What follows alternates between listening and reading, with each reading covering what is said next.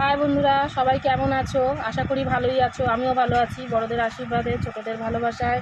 তা আজকে তোমাদের সামনে নিয়ে এসেছি নতুন একটা রেসিপি।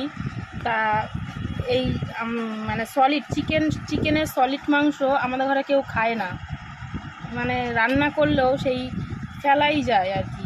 তা আজকে মনে করলাম একটা নতুনভাবে কিছু বানিয়ে দিই।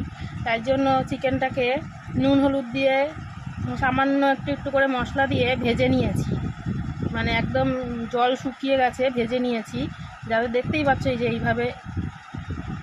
এইভাবে ছাড়িয়ে নিয়েছি চিকেনগুলোকে। আর এখানে ভেজেছি হচ্ছে পেঁয়াজ ভেজেছি, আর এখানে গোটা গোটা রসুন ভেজেছি, এই যে রসুন ভাজা করেছি। আর এখানে আছে কাঁচা পেঁয়াজ আর কাঁচা ধনেপাতা। তার এখানে আছে লঙ্কা, শুকনো লঙ্কা ভাজা।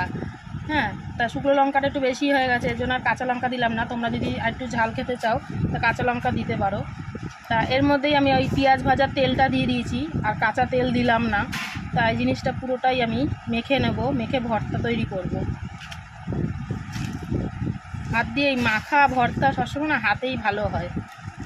রসুনগুলোকে একটুখানি থেতলে নেব। সেদ্ধ হয়ে গেছে, ভেজেছি, সেদ্ধ হয়ে গেছে।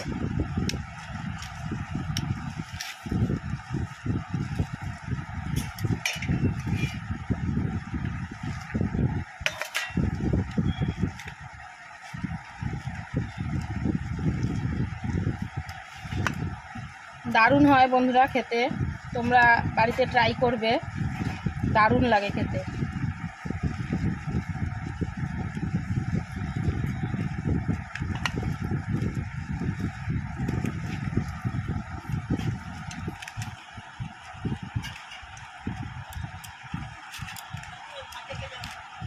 হয়ে গেছে, দেখো বন্ধুরা, ভর্তা আমার রেডি। চিকেন ভর্তা অন্যরকমভাবে রান্না করি আমি, সেটা অন্য মানে একদমই আলাদা। আর এই এগুলোকেও ভর্তাই বলে। রাখছি বন্ধুরা, সবাই ভালো থেকো, সুস্থ থেকো, লাইক কমেন্ট শেয়ার অবশ্যই করো। আমিও তোমাদের পাশে আছি, থাকবো। টাটা।